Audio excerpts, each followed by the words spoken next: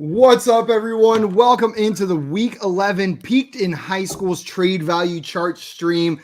I'm Simon here with my buddy Josh. Unfortunately, Alex could not join us today, the creator of these beautiful trade charts. He's usually here with us on these Wednesdays, but he was unable to make it. So Josh and I are going to do our best to answer your trade questions for you.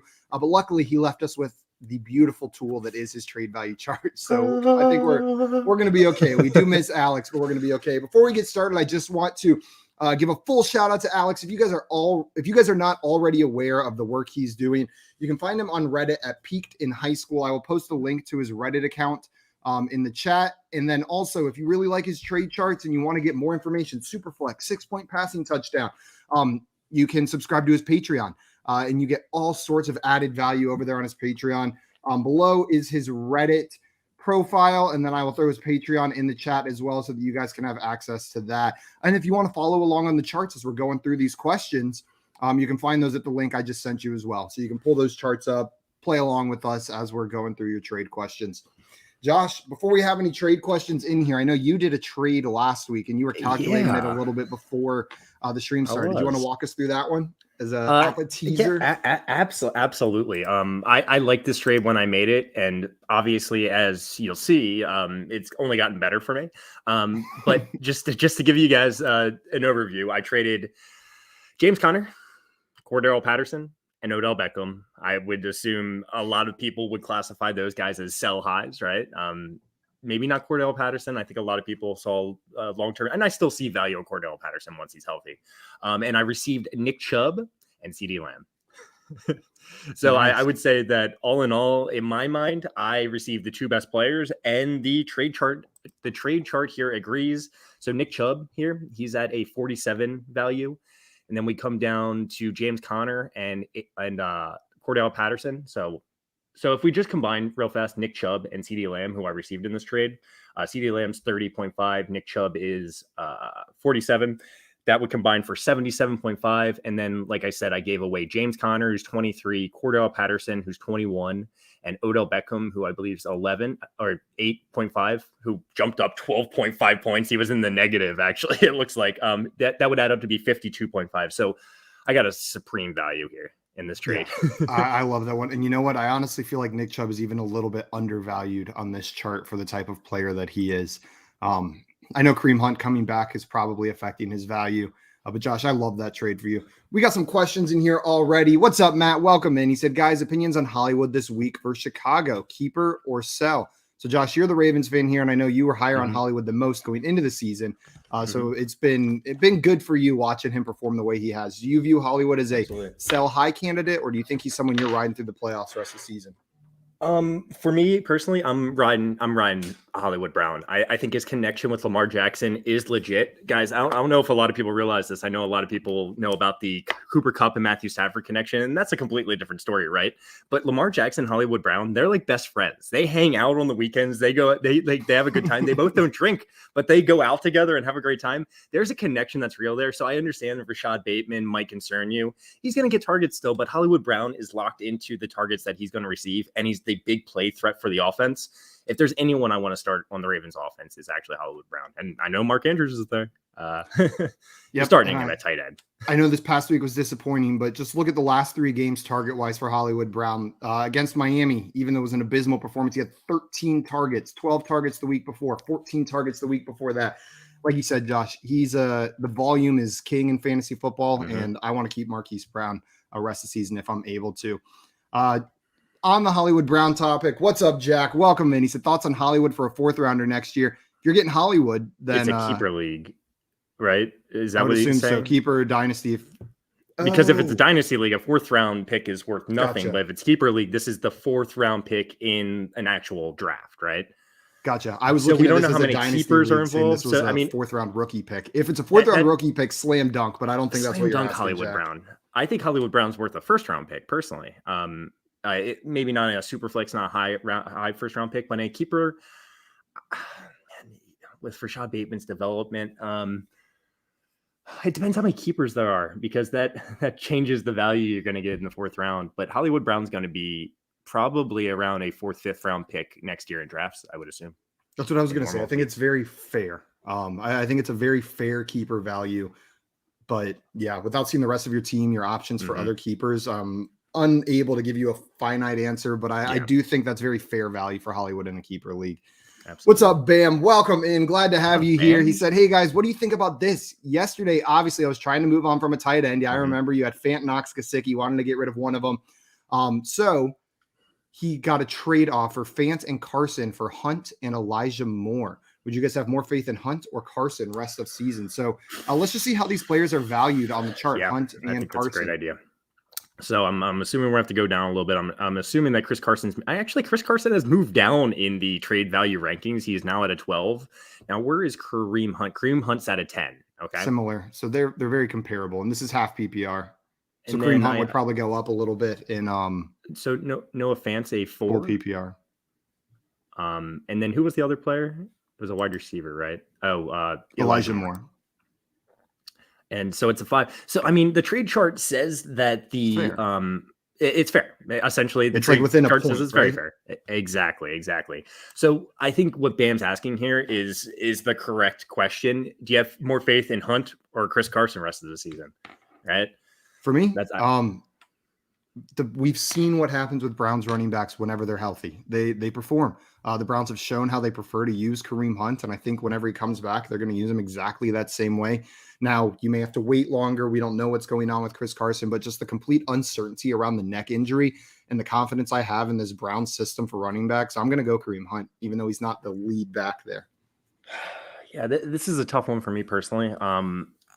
I feel like if you told me they were both going to be completely healthy when they came back, I would lean Chris Carson, but I got to go Kareem Hunt here just because it's a neck injury for Chris Carson. That concerns the hell out of me. I don't know if he's going to be back to himself this entire season. So I'm okay with this trade, especially with your tight end situation.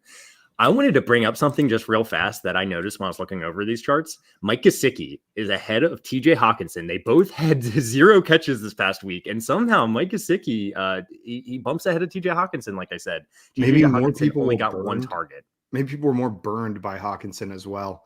Like they felt a little bit more slighted.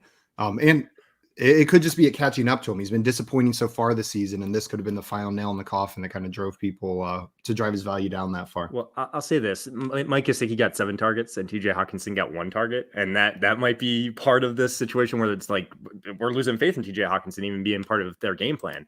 I disagree with the charts here. I still value TJ Hawkinson ahead of Mike Gesicki, but it's not like crazy. So that might be a good trade target if you're looking at the tight end position. Yes. Looks like people are really down on TJ Hawkinson rest of season. Maven in here wants to know, Stephon Diggs sell high. So do you view this as a sell high window for Stephon Diggs? Let's see, did his value increase dramatically in the charts this week? I bet it increased, but dramatically, I doubt it. Okay, 4 points. This is significant because he is next to Tyreek Hill. Well, not next. He's 3.5 points away. But this trade chart kind of is telling me like he's almost in this same tier with Tyreek Hill, Devontae Adams, and Cooper Kupp trade value wise. Almost, not quite there, but if you could trade for would you trade Stephon Diggs for Travis Kelce straight up? If your tight end was Freiermuth, I would have to be loaded at wide receiver. Yeah. What about Stephon Diggs for Nick Chubb, Austin Eckler? I'd much rather trade for a running back. I mean, if you have your tight end's Pat Freiermuth and you have 2 relatively studly wide receivers, let's say Keenan Allen and Marquis Brown, and you only start 2 wide receivers, I am fine making that trade. So I'm fine making the trade for Stephon Diggs and Travis Kelce. I understand why they are the same value on this. Yeah, I'm not saying Stephon Diggs is a must sell, but if you can capitalize on this inflated value from the good week, then I think it's a good opportunity to do it. But you're going to have to get like one of those running backs that I talked about. I'm not sure if I would go even lower. Like I'm not sure I would do it for Saquon Barkley, James Robinson. I think it would have to be DeAndre Swift or higher for me. And here's the thing, like when we look at the other wide receivers right now, Stephon Diggs does separate himself. I almost want to put him in a tier by himself, like after Cooper Kupp, Devontae Adams, Tyreek Hill, Stephon Diggs by himself, and then other guys. So I do believe Stephon Diggs, this is legit. Stephon Diggs has a ton of upside. He's in this high-powered offense with Josh Allen. So is he a sell high? No, in my mind. But you can sell him if you're looking for a running back. Also, shout out Deebo Samuel for the big jump this week. Finally getting some respect on his name. It's just a correction to where it should have been, I feel like. But Ryan in here says Waller and Marquise Brown for Kelsey. I'm curious what the charts say, but I'm all over that. Okay. Waller's value probably dropped significantly. Waller 22.5. So it looks like they're separated by about 18 points, Travis Kelce and Darren Waller, and Marquise Brown. Yeah. So it's going to be 22. So the value is on the Waller and Marquise Brown side. But again, it's one player. You're getting the best player in the trade. So I'd say the value is pretty darn even in my mind. Yep. Very similar to selling high on Stephon Diggs. Is you need to have a solid wide receiver core making this move still. Yeah, so, but you're all about it. You would trade Waller and Brown for Kelsey? I mean, if Marquise Brown's my wide receiver 1 and the guy who I'm going to plug in instead is Tim Patrick, then no. But if I've got a reasonable option to plug in, if I can plug in even like a Jerry Jeudy, a Jalen Waddle, an upgrade from Waller to Kelsey, I'm doing it. Yeah. Is about how I feel about it.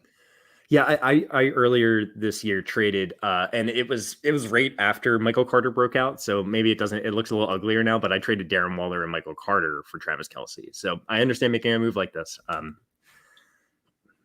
Michael Carter has got more value than when I traded him, though. Yeah. Carlos says that plus 26 on Foreman is real attractive. What's up, Carlos? Welcome in. And yeah, plus 26 on Deonta Foreman. Well, there's minus 26 on Aaron Jones there. Is it a plus 27? Yeah, he had negative value prior to this. Oh, gotcha. Oh, yeah, lower than 26. He had super negative value going into this. Yeah, he should be on fantasy rosters probably. And I mean, I'm not opposed to trying to trade him to the Derrick Henry manager or something like that. See what you can get. The Chosen Rose wants to know, should I try selling Cordero Patterson, sell high or low? This is the worst week to try to trade Cordero Patterson. I feel like with the injury. If I'm you, I'm just holding. We saw how they like using him in that offense. Maybe you can find someone who's like playoff bound who can handle holding on to an injured player. But in most instances, I'm probably holding. What about you, Josh? I'm right there with you. As we see right here, he lost a decent amount of value, 11 points here. You don't want to trade him right now. Yeah, it's just, I mean, I'm fine with his current value, honestly. Like being next to Elijah Mitchell, like I doubt you're gonna be able to make that trade with the injury right now. But I'm fine making a trade like that. But we don't like the 1-for-1 running back for running back trades as much. Yep. A reminder to everyone as well, we are going to be here until 12:45 Eastern time answering your questions. So we'll try to get through as many of those until then. Also, the chart we have pulled up is made by our friend Peaked in High School on Reddit. I posted the link in the chat earlier. I'll post a link to his Discord as well now. But he creates these charts every week, and man, are they awesome. They're so handy. They've helped me like just make sure like a trade makes sense. So when it's got a lot of moving pieces, these are great. They're a great frame of reference whenever you're trying to formulate trades, like put them together or evaluate one sent to you, because sometimes they can get tricky. So go and give him a follow on Twitter and check out his Patreon. You can find him on Reddit as well as Peaked in High School. He's usually here on Wednesdays, but today was unable to make it. Maven wants to know, Josh, who would you rather have, Gibson or Montgomery? I'm pretty sure the chart's going to agree with me here. David Montgomery at 31 and Antonio Gibson down at 20.5. And this makes sense for me. I would much rather have David Montgomery than Antonio Gibson. Completely agree. Even fully healthy, I think I might lean Montgomery. But the Gibson injury makes it even more clear for me that this is David Montgomery. I know he just got that full workload, but I'm so nervous about that shin fracture. It doesn't just disappear. His bone didn't suddenly just get better while taking 24 carries in that game. And another thing to mention is that they were winning this game. I know we didn't expect them to win this game, and that's why he got so many carries. He's not the pass catching back. That's still J.D. McKissick. Meanwhile, David Montgomery, he's a little bit more game script proof. He could catch passes. He's going to run the ball when they have the lead. So I'd much rather have David Montgomery. Is this Jack saying it's not a keeper? He's saying that Hollywood Brown for a fourth? Hollywood Brown all day, man. So what's up, Kyle? Welcome in. We got a prize pick squad in here right now hanging out with Jack and Kyle. He said Keenan Allen for DeAndre Swift. So which side of this would you lean on? I assume the chart's going to say DeAndre Swift is higher. Yeah, absolutely. And in a vacuum, I'm going to lean DeAndre Swift as well. But I do think Keenan Allen's value is on the rise. Mike Williams, I just saw its stat this morning, weeks 1 through 5, he was a top 5 wide receiver. And then weeks 6 through 10, he was the wide receiver 80, I believe. It's been that bad of a drop off. And Keenan Allen is the stalwart in this offense. So if you're loaded at running back, DeAndre Swift is your RB4. I know he was undervalued in draft, so that's possible. I think you could do this, but I would try to get a little bit more. I would try to get Keenan Allen plus. See if you can throw a Michael Carter on there or something like that in return. Yeah. DeAndre Swift, just because of the positional scarcity at running back, he's definitely more valuable than Keenan Allen. Is it crazy? No, but I'd definitely rather have Swift. What's the difference according to the charts? 23.5 to 39.5. So 16 and a half points. Yeah. Throw a Melvin Gordon in there, Javonte Williams, Damian Harris. Who's 16 and a half points? Michael Carter, like you said, maybe Clyde Edwards-Helaire. Yeah, exactly. I totally think that would be fair. And you could get something like that done for DeAndre Swift right now. Fantasy Futurist, what is up? Welcome in, my man, the Futurist himself. He said, sup, y'all, DJ Moore or Marquis Brown for Dynasty. So this is the redraft trade chart, so I don't know how much this is going to help. But Josh, where do you lean on this one? I think right now Marquis Brown's in a much better situation. While DJ Moore's probably, I'm not going to say he's more talented, but I think he's better set. His skill set's better set up for success in fantasy. That's what I was. So when it comes down to it, I lean DJ Moore, but this is very close. I know DJ Moore's been disappointing this season while Marquis Brown has impressed. I lean DJ Moore here, though. I lean DJ Moore as well. I love Hollywood now. He has converted me. I am a Hollywood believer, but I do have to lean DJ Moore. And if it was closer, the tiebreaker would be the quarterback they're tied to. But DJ Moore has that slight edge in my mind. Forgive Jonas, should I trade Carter and Evans for Elliott and Devonta Smith? So Michael Carter and Mike Evans for Ezekiel Elliott and Devonta Smith. So we already looked at Michael Carter down there at 13.5, and I assume Ezekiel Elliott's up there in that top tier. Yeah, 53. I have a feeling the trade chart is going to love the Elliott and Devonta Smith side of this one. Absolutely. And you know what? I do as well. Just 31.5 on Mike Evans plus Michael Carter's 13.5. That doesn't even get you to Ezekiel Elliott itself. Right? Yep. I'm firmly on the Elliott side. It is a multi-tier upgrade at running back for it's a downgrade at wide receiver. Don't get me wrong, but Devonta Smith is a fine plug and play, and you're going from like a fourth tiered running back to a top tiered running back. At an extremely valuable position. And we got to realize, like, Michael Carter, a lot of his fantasy success has come from these dump off passes from Mike White. Mike White. Joe Flacco was just announced to be the starter this week. Do you hear about that, Simon? Yeah, the Jets must have heard my take where I think they should just start a new quarterback every week rest of the season. And they're going with Joe Flacco this week. We'll see who they get next week. Now, I will say Joe Flacco, I'm a Ravens fan. I know Joe Flacco. He likes to dump it off. But I'm a little bit nervous for Michael Carter's value. Absolutely on the Ezekiel Elliott side here. I've been viewing Michael Carter while Mike White was a starter as a back end RB1. He's an RB2 for me now, rest of season, unless Mike White is named the starter again, which I don't envision happening. But that's still a decent running back. I am firmly on the Elliott and Smith side here, though. Jay says, what is Dan Arnold's value on the chart? So I assume it's probably gone up. Oh, it's gone up a lot. Yeah. He went from negative all the way up to 4.5, 8-point rise this week. Looks like the closest tight ends. He passed Noah Fant, Dalton Schultz, Tyler Higbee. Yeah. I know that's music to your ears that he's passed Tyler Higbee, Jay.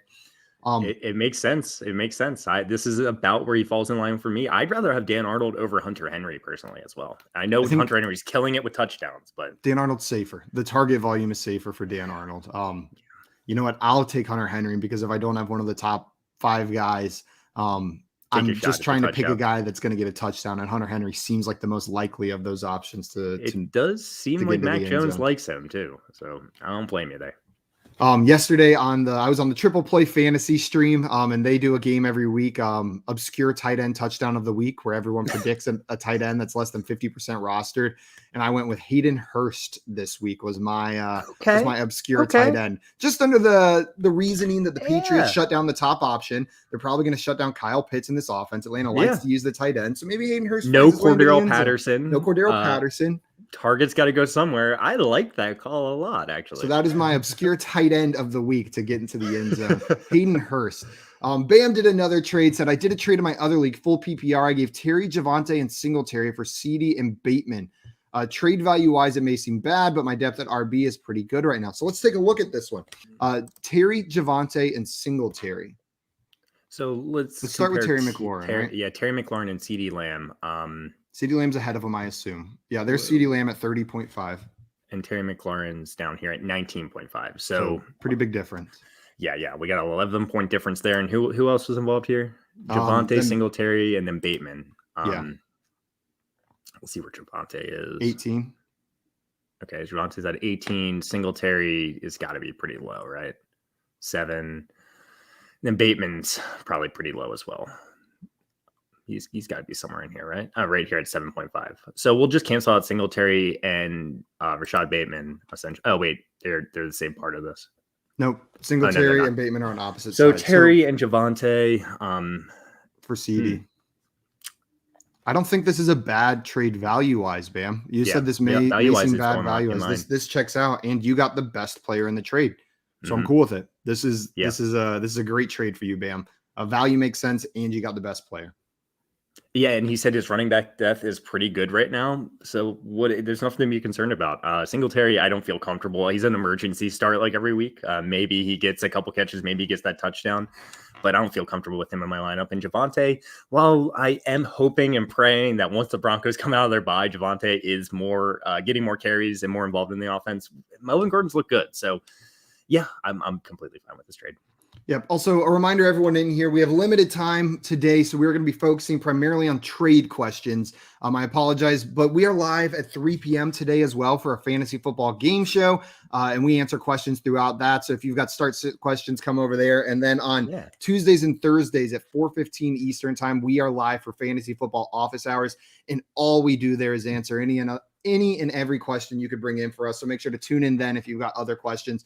But we want to make sure we're getting to as many trade questions as possible while we're here with the trade value charts. Absolutely.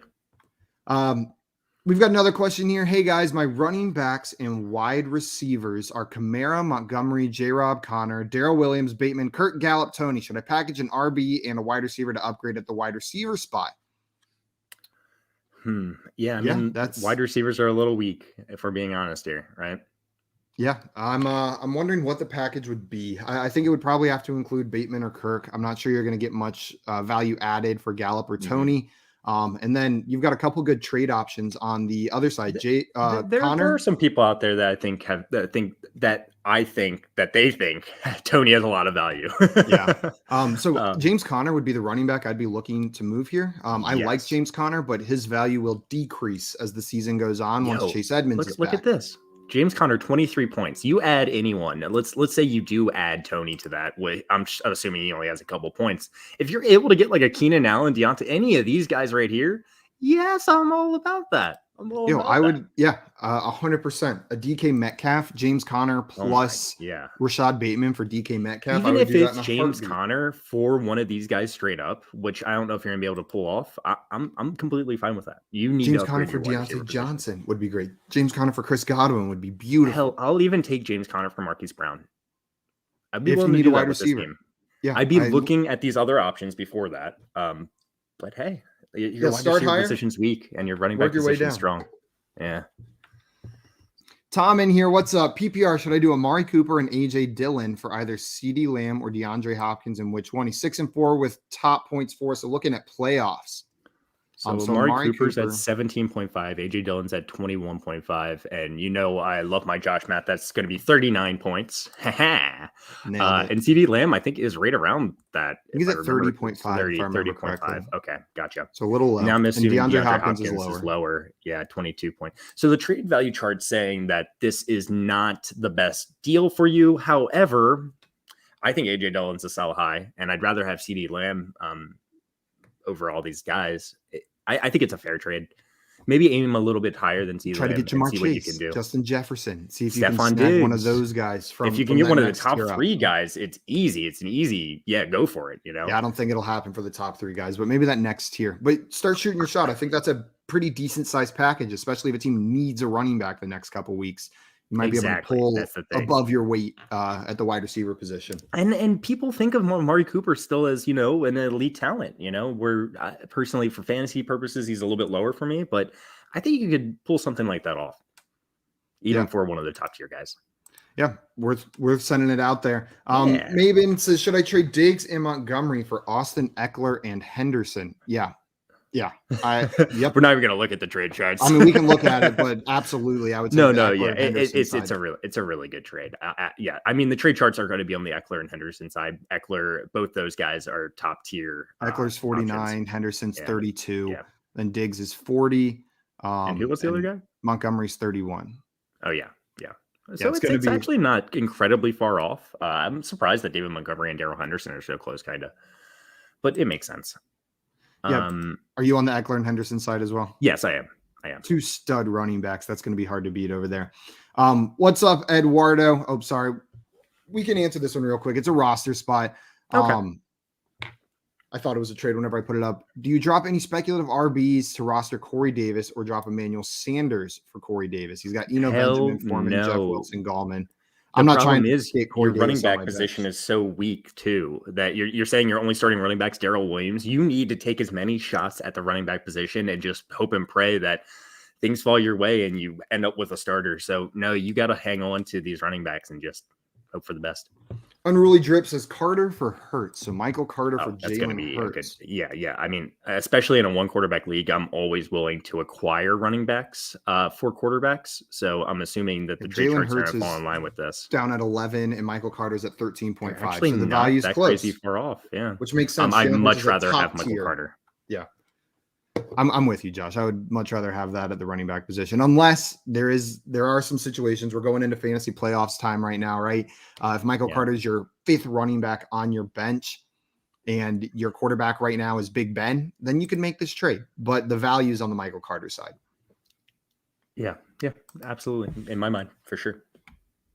Beat King says sell high with Lamb with Gallup back, and apparently Lamb is like a 20% target share, which is low for a wide receiver one. He got hurt. Lamb got hurt and missed part of this game. They were up big. They didn't need him to come back. I think that's part of the reason why his target share was a little bit low this game. I am not concerned about CeeDee Lamb whatsoever going forward. But you said sell high. So let's say you have CeeDee Lamb and your wide receivers are loaded and you feel comfortable with your wide receivers and you do want to sell high. If you're getting one of these running backs in this area, I'm talking about Chubb, Swift, Barkley, Robinson, Henderson, Montgomery, I am fine with it. I'm fine with it. That's what I was going to say. I'm not looking to sell. I'm not looking to trade away. I think his target volume is safe. You should be more worried about Dalton Schultz in this offense than CeeDee Lamb, I think, with Michael Gallup coming back. But yeah, if you can get one of those top tier running backs, then absolutely. Let's see in here. We've got Forgive Jonas says Cook, Judy, Edmonds for Lamb, Swift. Who wins here? So Dalvin Cook, Jerry Judy, Chase Edmonds for Lamb and Swift. It's Lamb. So I assume Dalvin Cook's going to be the highest ranked player in this trade, right? Yeah. So Dalvin Cook's is 60.5 and Swift. Oh man. I assumed DeAndre Swift was going to be closer. So that 20-point difference right there. So it's Swift and Lamb. So I'm assuming that the Cook side is going to be higher value actually. Judy's I think 12. Here's what I would say on this one, Jonah. I actually like the Lamb Swift side of this as far as starting options go, but I think you can get more for Dalvin Cook. The chart is showing you that his value is unbelievably high right now. The top valued running back in fantasy, or second top valued running back in fantasy behind Christian McCaffrey. I think you could get a little bit more than Lamb and Swift. You could get another piece in there or not have to give up Judy as well. Know what I mean? I think you could keep Judy or Edmonds and get this trade done. Yeah. Like Simon just said, the trade value is on the Cook side, but I personally do like the Lamb Swift side. I think Swift is closer to Cook than the trade chart suggests, and it's CeeDee Lamb. Scott in here, what's up? He said we'll also answer questions about bags. That is true. Yeah, trades absolutely. And bags. If you have questions about bags.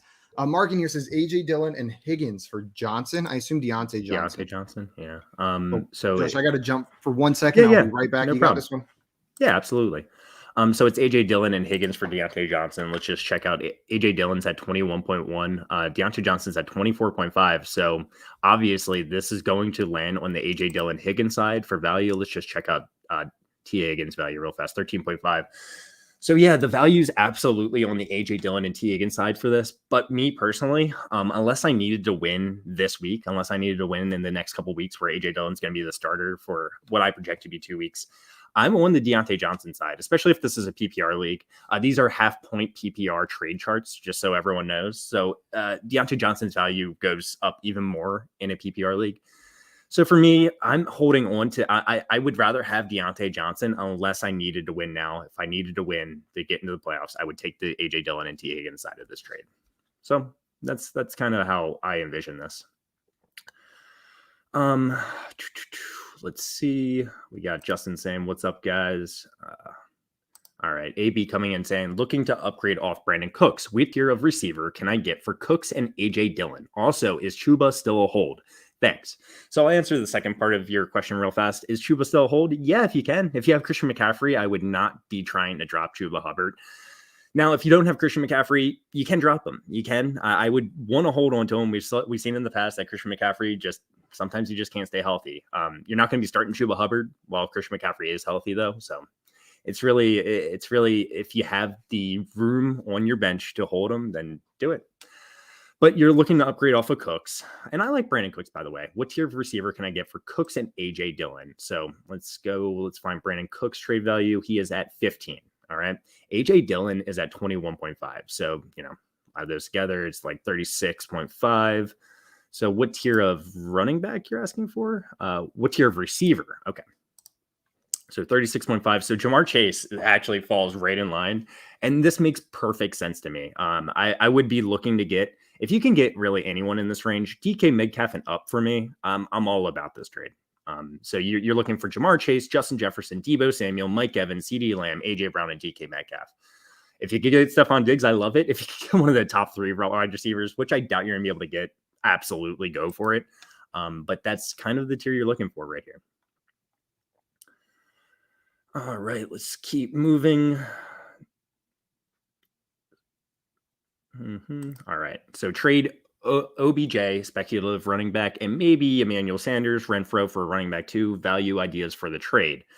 So like we just saw, Odell Beckham's value did go up quite a bit this past week. He's now at 8.5, which really is not that valuable. He didn't really do much in his first game back. You said speculative running back. I don't know exactly what you mean by that. I'm assuming you mean someone like a Tony Pollard type, Myles Gaskin type, I would assume. And maybe Renfro. So I actually really like Renfro. I'd rather trade Emmanuel Sanders. I like Renfro, especially in a PPR league, better than Emmanuel Sanders for the rest of the season. So you're talking about trading Emmanuel Sanders, OBJ, and like a Myles Gaskin type for a running back 2. I'm fine. I'm fine with that. Doing a trade like that, I don't think you're going to be able to get top value. I think the most you're going to be able to get is maybe a David Montgomery and maybe a Leonard Fournette. And if you can get something like that, I'm all about it because you're really not giving away any strong pieces in this trade. So, hey, go for it, right?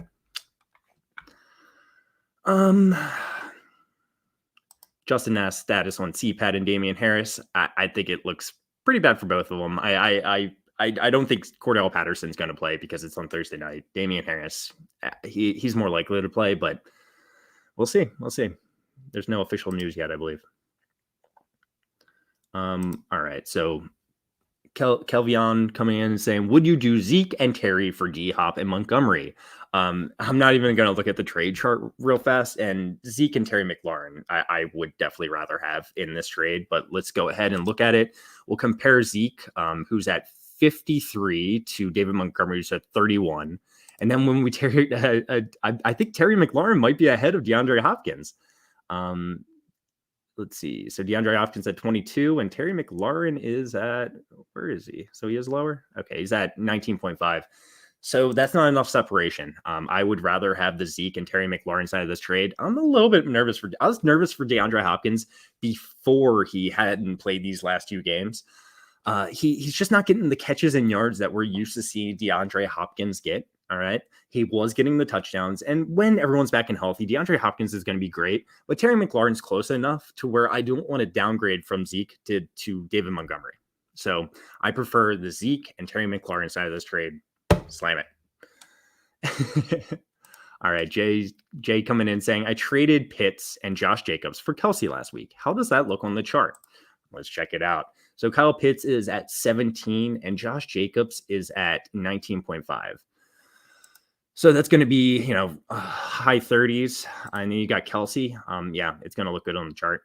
Kelsey's at 40. So that it looks good on the chart. You're getting the best player in this deal. You're upgrading from Pitts to Travis Kelce. I think Pitts is going to be great the rest of the season. Josh Jacobs is a serviceable running back too. You know, he really hasn't shown a lot of upside so far, but if the Raiders are winning in the game, he's going to be heavily involved and he's going to be good. So I like this trade. I like getting Kelsey here. I did a very similar trade, like I mentioned earlier in the stream, where I traded Michael Carter and Darren Waller, and I like this trade better than the trade I did. So good job, Jay. Carter is my running back 4. Should I trade him and get Hawk? Trade him and Hawk to get Waller? Well, let's check out what the trade values say. I know that Hawk is pretty low he's at 9 points, and then we have, who was it? Michael Carter. Yeah, it was Michael Carter. Michael Carter at 13.5. So that's going to perfect. So that's going to put you right over 2022, and then you're going to get Darren Waller here. 20. Look, the trade charts say it's pretty darn even. When I'm looking at this trade, I personally would not be making it. I know Carter's your number 4. I would be aiming. Man, I just don't know if Waller's going to be that much better than TJ Hawkinson the rest of the season. But Carter's your running back 4. He's not even in your starting lineup. These are trades you have to make if you want to win a championship. So I'm completely fine with it. You're getting the best player in this trade. And I am nervous about Michael Carter without Mike Davis. So go for it. Trading makes fantasy fun, right? Right. Let's see. Dynasty question. Currently sitting at first. Should I trade my 2023 first and 2023 second for CPAT and my 2022 first back? Okay. So there's a lot of moving parts here. The 2022 draft class is being pooed on quite a bit. A lot of people, I know there's a lot of top end talent, not a lot of depth. Okay. So I don't know how high that 2022 first is going to be, but depending on how high it is, it really gains a lot more value the closer to the top, obviously, but especially in this year, 2022. And the 2023 class is being hyped up. All right. So people want draft picks in this 2023 class, but you're sitting at first. If Cordell Patterson, listen, I know he's 29, 30 years old. He's not going to be a great dynasty asset for years to come, but right now he looks awesome. He is an extremely important part of this Falcons offense. For me, he's going to be a part of your championship run. Let's see, you're getting a first back. You're essentially trading a 2023 second for Cordell Patterson. And if it sets you over the top, if he's going to be an every week starter, go for it, man. Go for it. Win that championship. You know, that's what we're doing these dynasty leagues for. You know, it's the win. So I'm all about that trade. Jay coming in here saying you can never have too much running back depth. Trade ideas: Knox, Logan Thomas, Emmanuel Sanders, OBJ for running back 2. Anyone to target? Maybe CH and D Williams both be running back 2s that can be started like Jay Williams and Gordon. No, the Broncos. First of all, I'm going to just go ahead and say it that Jay Williams and Melvin Gordon are slightly better than CEH and Darrell Williams in my mind. I said it. The how I envision this Chiefs running back situation going forward is CH is going to come back and he's going to be the primary ball carrier. He's going to be the first and second down back, while Darrell Williams is the third down back, more of the receiving back. Darrell Williams is certainly going to get carries, but CEH, I do envision getting more carries. However, even before the CEH injury, Darrell Williams was more of the goal line back. So Darrell Williams is getting the more valuable touches, while CEH is probably getting more touches. I view them more as flex plays than running back 2s, but we do have to see how this plays out. So I'm concerned for both Darrell Williams and CEH once they're both healthy. So he would not be the guy I am targeting, but you know, if the manager of CH is trying to sell dirt cheap, then it's fine. You know, I would much rather have any of these guys, obviously, Cordell Patterson, even Antonio Gibson, Elijah Mitchell, Josh Jacobs. I'd probably take the upside of CEH over Melvin Gordon, but yeah, if you could package any of those guys together to get a running back 2, even CEH, I'm completely fine with it. Because these are lower end options. Let's see what we got here. A couple of weeks ago in my Superflex league, I traded away Daniel Jones and Mitchell. I'm assuming that's Elijah Mitchell, and got Carr and Devonta Smith. It was for my quarterback 3. It's a Superflex league, so these are not Superflex trade charts. But however, I traded away Daniel Jones and Mitchell and got Carr and Devonta Smith. So yeah, I'd much rather have Carr than Daniel Jones. He's a lot more of a consistent starter. You feel more comfortable putting him in your lineup every week. Mitchell compared to Devonta Smith, I do lean Mitchell, but again, Devonta Smith has been lighting it up. So I do value Mitchell more. This is a fair trade. I think I'm on the Carr and Devonta Smith side, to be completely honest with you. It's really close, though. It's really close. So Justin comes in. I think Joe Flacco will help more in Crowder value and lowers Carter. I absolutely agree with you, Justin. I do. But I don't think we're excited about Joe Flacco when it comes down to it, right? We're not like, yeah, Joe Flacco, let's go Elijah Moore and Jamison Crowder. He's going to help them, but it's going to be a mess, just like the Jets are. Fits right in. I'm back. Sorry about that, Josh. Sounds like you were killing it the whole time. Oh, yeah. Yeah. I was good, man. You can leave. Get out of here. Okay. I'll see you later. No, come back. I need you.